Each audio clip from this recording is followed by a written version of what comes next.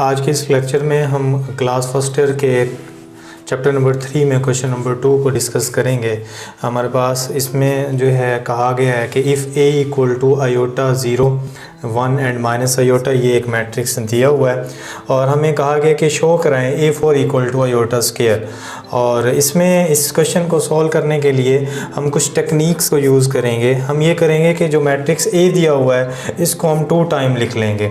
तो यहाँ पे अगर आप गौर करें, मैंने यहाँ पे a को एक यहाँ पे लिख दिया और a मैट्रिक्स एक दफ़ा मैंने जो है यहाँ पे लिख दिया। अब मल्टीप्लिकेशन रूल के मुताबिक आपको पता है कि कोई 2 मैट्रिसेस अगर दिए जाएँ तो हम उनमें 2 मैट्रिसेस को आपस में मल्टीप्लाई कब करवा सकते हैं। उसके लिए उसकी डेफिनेशन यही है, the 2 matrices we multiply 2 matrices if the number of column of a first matrix will be equal to the number of rows of a second matrix। यानी कि पहले मैट्रिक्स के कॉलम की तादाद अगर दूसरे की रोज़ के बराबर आ जाए तो फिर हम जो है उनको आपस में मल्टीप्लाई करवा सकते हैं। ठीक है, तो आज इसमें हम देखेंगे कि देखें सबसे पहले इन दोनों की मल्टीप्लिकेशन पॉसिबल है। वजह यह है कि इसकी 2 रोज़ हैं और 2 कॉलम है इसके फर्स्ट के और सेकंड की 2 रोज़ हैं, तो इसका मतलब ये है कि इसकी मल्टीप्लिकेशन हम करवा सकते हैं। अब मैं इसको मल्टीप्लाई करवाता हूँ। ठीक है जी, तो मल्टीप्लाई करवाने का रूल ये है सकते हैं जितनी रोज़ आगे पड़ी हुई हैं उन सब से आप मल्टीप्लाई करवा देंगे। तो मैं मल्टीप्लाई यहाँ पे करवाने लगा हूँ। ठीक है जी, वही मल्टीप्लिकेशन है जो आपने क्लास 9th में की थी। अब देखें मैंने यहाँ से जो है कॉलम 1 जो है यहाँ पे जो है कंसीडर कर लिया। ठीक है, कंसीडर करने के बाद उसको यहाँ पे मल्टीप्लाई करवाता हूँ। रो 1 को कंसीडर करने के बाद आयोटा को आयोटा से मल्टीप्लाई करवाएंगे तो ये हमारे पास जो है आयोटा स्क्वायर होगा। ठीक है जी, और 0 को यहाँ पे 1 से मल्टीप्लाई करवाएंगे प्लस यहाँ पे जो है 0 आ जाएगा। उसके बाद इस आयोटा को 0 से मल्टीप्लाई करवाएंगे तो 0 आ जाएगा प्लस इस 0 को इस आयोटा से मल्टीप्लाई करवाएंगे, ये 0 माइनस आयोटा को भी जो है 0 बना देगा। फिर हम ये देखते हैं कि 1 को मल्टीप्लाई करवाते हैं इस आयोटा से।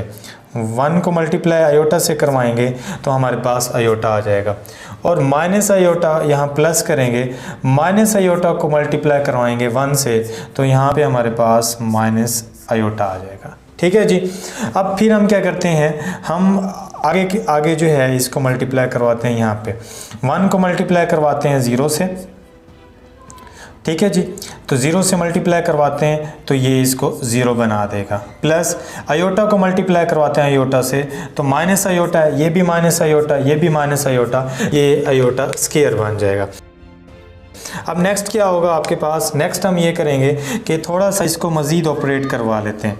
ठीक है, थोड़ा मज़ीद ऑपरेट करवाते हैं तो हमारे पास क्या होगा, ये देखें आयोटा स्क्वायर प्लस 0, ये आपके पास आयोटा स्क्वायर आ जाएगा, 0 प्लस 0 आ जाएगा। उसके बाद आप ये देखें माइनस आयोटा है प्लस आयोटा माइनस आयोटा, यहाँ पे 0 हो जाएगा और उसके बाद 0 एंड आयोटा स्क्वायर यहाँ पे हमने इसको लिख लिया। तो बनने वाला मैट्रिक्स जो है ये हमारे पास जो है ए स्क्वायर हो जाएगा।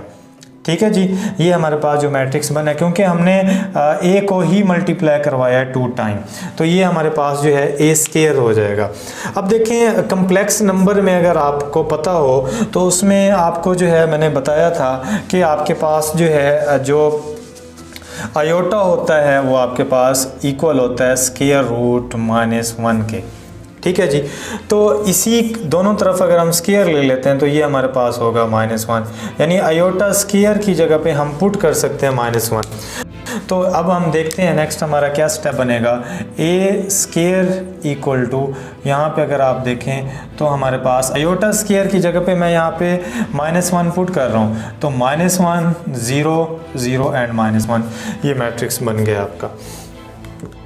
अब हम क्या करते हैं, ए स्क्वायर आपके पास पहले है, ए स्क्वायर को हम ए स्क्वायर से मल्टीप्लाई करवाते हैं तो हमारे पास क्या बनता है -1 0 0 एंड -1।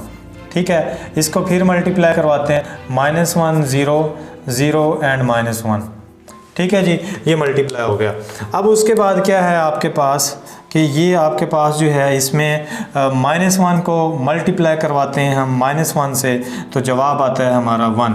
0 को मल्टीप्लाई करवाते हैं, क्योंकि मैं आपको पहले बताया था आपने करना क्या है, इधर से इसको लेना है, लेके आपने यहाँ पे रखना है, तो जो सामने आए आपस में उनको आपने मल्टीप्लाई करवा देना है। ठीक है जी, ये आपको पता होना चाहिए। अब देखें 1, अगर हम इसको पूरे को अपने माइंड में आप कंसीडर करें, इस पूरे को उठा के हम यहाँ पे रखते हैं, तो आप देखें -1 के बराबर आएगा, यानी कि उसी की जो है डायरेक्शन में आएगा, तो 1 हो जाएगा। 0 को मल्टीप्लाई करवाएंगे 0 से, यहाँ पे 0 आ चुका है।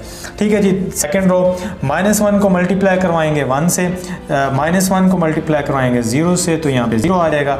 0 को मल्टीप्लाई करवाएंगे 1 से, तो ये भी आपके पास 0 हो जाएगा।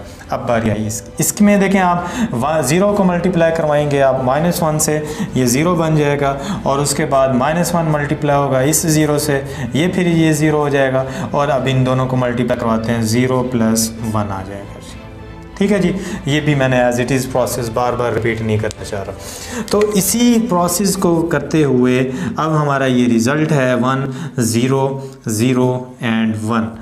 ठीक है जी, ये हमारे पास जो है एक मैट्रिक्स बना है, और मैथमेटिक्स में इसको जो है हम I2 कहते हैं, और ये हमारे पास A4 का जो आंसर है I2 आ चुका है। अब थोड़ा सा मैं आपको कंसेप्ट प्रोवाइड करता हूँ कि I2 क्या होता है। देखें, जब मैं आपको टाइप्स पढ़ा रहा था मैट्रिसेस की, तो मैंने आपको बताया था कि I2 क्या होता है। I2 का मतलब ये है कि आइडेंटिटी मैट्रिक्स ऑफ ऑर्डर 2, यानी कि 0 1, इसका आप ऑर्डर देखें तो 2 × 2 है। इसमें I3 अगर आपसे कहा जाता है तो इसका पर्पज़ ये है कि आइडेंटिटी मैट्रिक्स ऑफ ऑर्डर 3, यानी 1 0 0 0 1 and 0 and 0 0 and 1, this is the basic concept of the I2 and I3 and I4 ups on आप IN तक जाएंगे। तो ये जैसे जैसे आप क्लासेस में इंटर होते जाएंगे तो आपको ये कंसेप्ट जो है वो आपको आना चाहिए, और इसमें आपको पता होना चाहिए। तो ये चीज़ें थी जो क्वेश्चन नंबर 2 में हमने आपको सिखानी थी। इसमें आपके पास एक तो ये था कि आपने मल्टीप्लिकेशन आपने आज सीख ली, और उसके बाद आपको ये पता चल गया कि आयोटा किसके इक्वल होता है। कुछ चीज़ें आपकी रिवाइज हुई हैं, और उसके बाद जो है यहाँ पे अगर आप देखें ये I² दिया हुआ है, और I² इक्वल होता है -1 के।